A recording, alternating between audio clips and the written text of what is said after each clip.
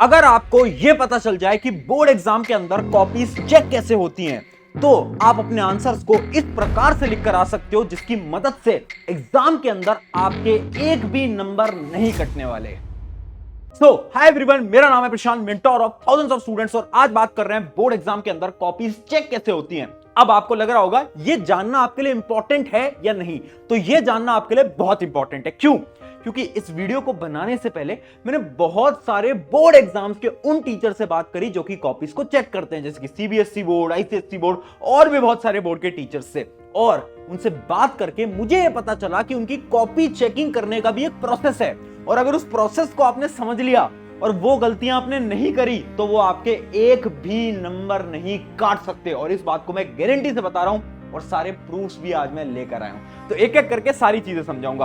But आपके भी मन में बहुत सारे सवाल आते होंगे, प्रॉब्लम्स आते होंगे, जैसे कि मेरे मन में भी बहुत सारे सवाल थे, जैसे कि क्या पार्शियल मार्किंग होती है? जैसे कि आपको स्कूल के अंदर तो स्टेप मार्किंग नहीं मिलती होगी, आप मैथ्स का कोई क्वेश्चन सॉल्व करके आते होंगे और आपके टीचर बोलते होंगे कि आपको पूरे नंबर नहीं मिलेंगे, आपको स्टेप नंबर नहीं मिलेंगे, बोलते हैं ना।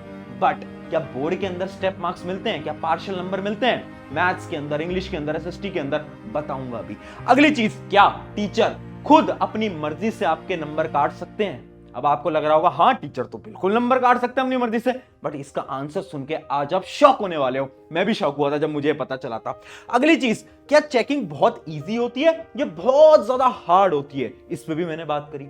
अगली चीज, मार्क्स इंक्रीज करने के कोई तरीके हैं क्या, कोई हैक है क्या? बिल्कुल है। लास्ट में मैं आपको एक बैक बेंचर स्ट्रैटेजी भी बताने वाला हूं। अगर आप वो स्टूडेंट हो जिसने अच्छी पढ़ाई नहीं करी है, आपको एक ऐसा हैक दूंगा जिसकी मदद से आपके 10 से 15 नंबर इंक्रीज हो जाएंगे। सबसे पहले जो आपका सवाल है ना, ये बताओ, क्या टीचर खुद से मार्क्स कट कर सकते हैं? क्या लगता है इसका आंसर? इसका एक्चुअल आंसर है नहीं, टीचर खुद से नंबर नहीं काट सकते। सुनकर शॉक लगा, बट ऐसा क्यों होता है? ऐसा इसलिए होता है क्योंकि बोर्ड एग्जाम के अंदर आपके टीचर्स को, जो कि आपकी कॉपीज को चेक करते हैं, उनको कुछ इस प्रकार की आंसर की मिल रही होती है। जैसे कि मैं एक आंसर की आपके सामने लेकर भी आया हूं। यह आंसर की आपको भी इंटरनेट पे मिल सकती है, आप सर्च कर लो। जैसे आप सीबीएसई बोर्ड के स्टूडेंट हो तो जाओ और सर्च करो, है ना, कि सीबीएसई बोर्ड आंसर की, तो वो आपको मिल जाएगी। तो ये जो आंसर की होती है ना, ये हर एक टीचर को दी जाती है। मान लो एक बोर्ड एग्जाम का टीचर है, वो बैठा है, तो उसके हाथ में आंसर की होगी, जो कि बोर्ड एग्जाम सबको भेजता है, हर एक टीचर को जो कि कॉपीज को चेक कर रहा होता है। और उन टीचर को इसी आंसर की के अकॉर्डिंग कॉपीज को चेक करना होता है। यानी वो अपने मन से तुम्हारे ज्यादा नंबर नहीं काट सकते, उनको इन पैटर्न को फॉलो करना पड़ता है। अब पैटर्न क्या होते हैं समझा देता हूं। पैटर्न के अकॉर्डिंग ना हर चीज के मार्क्स फिक्स्ड होते हैं। यही बोर्ड एग्जाम ने एक रूल बनाया हुआ है। जैसे कि मैं आपको दिखाता हूं, मान लो तुम इंग्लिश का एक पेपर दे रहे हो, उसमें आपके लेटर तो आते होंगे। मान लो लेटर है 5 नंबर का या फिर 4 नंबर का, तो यहां पर लिखा होता है कि नंबर कैसे डिवाइडेड है। जैसे कि मैं आपको एकदम डिटेल में दिखाता हूं, तो यहां पर लिखा हुआ है 2 मार्क्स फॉर कंटेंट, यानी बच्चे ने कैसा आंसर लिखा है उसके आप 2 नंबर दो। उसके अलावा आपको 2 नंबर देने हैं एक्सप्रेशन के, यानी कोई ग्रामेटिकल एरर तो नहीं है, अगर है तो 1 नंबर टीचर आपके यहां पर काट सकता है। क्यों? क्योंकि ऐसा रूल बनाया हुआ है। उसके अलावा 1 नंबर मिलते हैं किसके, कि उसके आइडियाज क्या है, उसने अपने आइडियाज को कनेक्ट कैसे करा है लेटर को लिखते समय। यानी एक प्रॉपर आंसर की दी जाती है जिसके अकॉर्डिंग एक टीचर को कॉपीज को चेक करना रहता है। ये सिर्फ इंग्लिश में नहीं, ऐसा ही साइंस में, सोशल साइंस में, मैथ्स में, सब में होता है। अब तुम्हारे मन में सवाल आ रहा होगा कि आखिर ये आंसर की बनाई कैसे जाती है, इनका क्या रूल होता है? तो इसका रूल होता है कि जितने भी आंसर्स होते हैं वो एनसीईआरटी से लिए जाते हैं। यानी मैं आपको एक और एग्जांपल दिखाता हूं, देखो। और यहीं पर ही मैं एक बहुत अच्छी ट्रिक देने वाला हूं आपको। ट्रिक ये है ना, always right answers from NCERT. हमेशा आंसर, वो जो तुम्हारी किताब है ना, उसके आंसर तुम लिख कर आया करो। क्यों? मान लो एक सवाल है, एग्जांपल लेता हूं, मान लो एक सवाल है, explain any 3 major challenges faced by political parties. ये क्वेश्चन आया। अब आपके टीचर की जो आंसर की है ना, जो कि बोर्ड एग्जाम वाले देंगे, उनमें उन टीचर्स को इस प्रकार से आंसर लिखे हुए मिलेंगे कि या तो बच्चे ने ये लिखे हैं, और या तो बच्चे ने ये लिखे हैं, या तो बच्चे ने ये लिखे हैं, ऐसे। यानी उन टीचर्स को 7-8 ऑप्शन दिए जाएंगे, उनको बोला जाएगा अगर इसमें से बच्चे ने कुछ भी लिखा है तो उसको नंबर दे देना। और वो 7-8 पॉइंटर कहां से मिलते हैं? वो 7-8 पॉइंटर्स मिलते हैं कहां से? एनसीईआरटी से। वो बनाए जाते हैं एनसीईआरटी से। इस वजह से हर एक टीचर आपको बोलता है कि हमेशा एनसीईआरटी को ढंग से पढ़ो और आंसर भी एनसीईआरटी के हिसाब से लिख कर आओ। क्योंकि अगर आपने आंसर को एनसीईआरटी के हिसाब से लिखा, टीचर की आंसर की में टीचर को दिखा कि अच्छा ये सारे पॉइंट्स इसने लिखे हुए हैं, नंबर पूरे मिल जाएंगे। बट अगर पॉइंट आपकी जो एनसीईआरटी से बाहर का है और टीचर को उनके आंसर की में नहीं मिला, तब प्रॉब्लम हो सकती है। तो बहुत इंपॉर्टेंट पॉइंट है, हमेशा पढ़ाई करो एनसीईआरटी से, आंसर को याद करो, एनसीईआरटी वाले आंसर को याद करो, क्योंकि चेकिंग ऐसी होती है। ठीक है, अब बात करते हैं आपका एक और डाउट, भैया क्या जो पार्शियल मार्किंग है वो हमें मिलती है स्पेशली मैथ जैसे सब्जेक्ट में, फिजिक्स जैसे सब्जेक्ट में? तो इसका आंसर मैं आपको विद प्रूफ दिखाता हूं। इसका आंसर है यस, बिल्कुल मिलती है। अब मैं आपको आंसर की दिखाता हूं मैथ्स की। जैसे कि एक क्वेश्चन आया होगा प्रोबेबिलिटी का, तो यहां पर देखो साफ लिखा है, अगर एक स्टूडेंट ने यहां तक सही कैलकुलेट करा है तो उसको 1 नंबर दे दो। यानी अगर आप एक क्वेश्चन को थोड़ा भी अटेम्प्ट करके आते हो, अब थोड़ा सा आंसर निकाल के आते हो, तो आपको 1 नंबर मिल जाएगा। अब अगर एक स्टूडेंट ने इधर तक का निकाला है तो उसको 0.5 यानी आधा नंबर और दे देना। उसके अलावा उसने यहां तक निकाला है तो 0.5 और दे देना, ये निकाला है तो 0.5 और दे देना, और यहां तक निकाला है तो 0.5 और दे देना। ऐसे ऐसे मिल रहे होते हैं नंबर। यानी ये जरूरी नहीं है जो कि तुम्हारे स्कूल में एक रूल बनाया हुआ है कि पूरा आंसर सही होगा तभी पूरे नंबर मिलेंगे, नहीं। बोर्ड एग्जाम के एक नियम है, कुछ रूल्स हैं, और वो रूल्स ये बोलते हैं अगर एक बच्चा स्टार्टिंग का भी आंसर सही लिख के आता है तो उसे नंबर दो। ये सेम होता है साइंस के अंदर, अगर आप साइंस का थोड़ा आंसर भी सही लिख के आते हो उसमें भी आपको आधे 1 नंबर तो मिलेंगे ही मिलेंगे।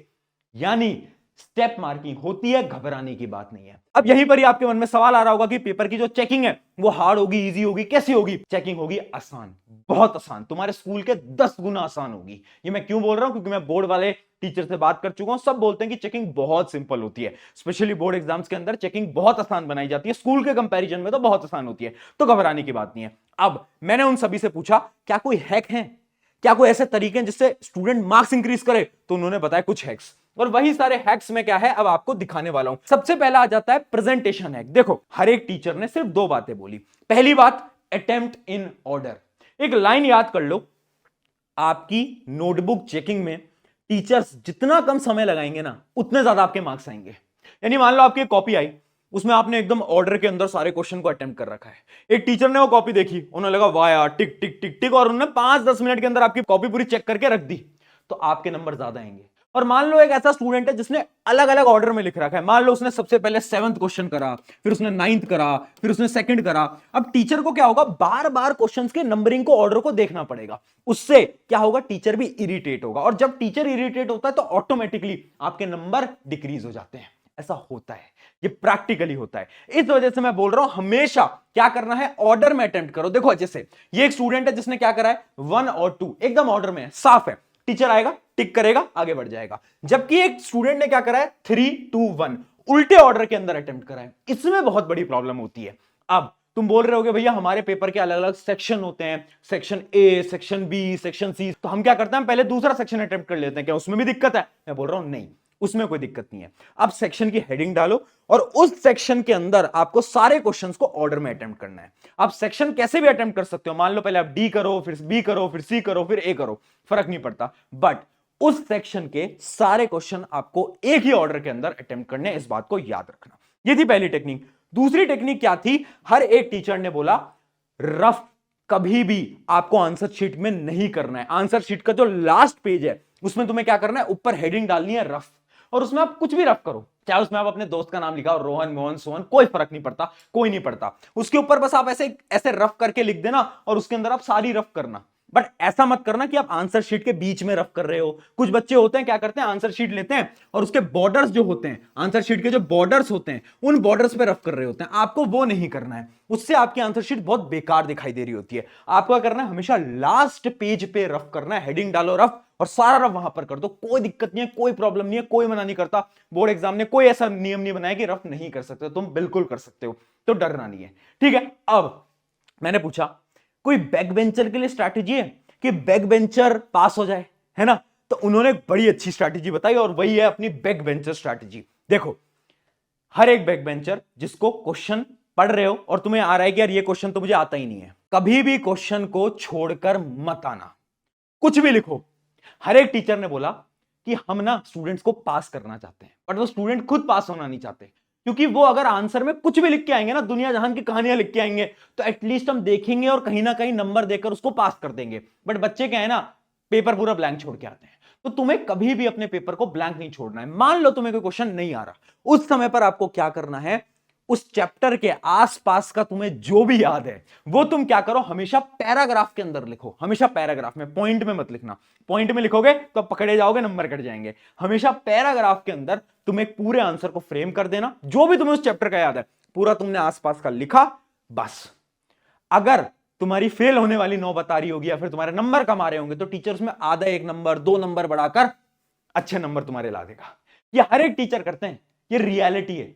बस तुम्हें कभी भी अपने आंसर्स को छोड़कर नहीं आना है। तो ये सारी की सारी टेक्निक थी बोर्ड एग्जाम हैक्स के ऊपर। याद रखना, कॉपीज इसी तरीके से चेक होती हैं। अब डरना नहीं है, घबराना नहीं है। बोर्ड एग्जाम में जाओ, फोड़ कर आओ, जीत कर आओगे, मुझे तुम पे एकदम विश्वास है। इस वीडियो को अपने एक दोस्त के साथ जरूर शेयर कर देना।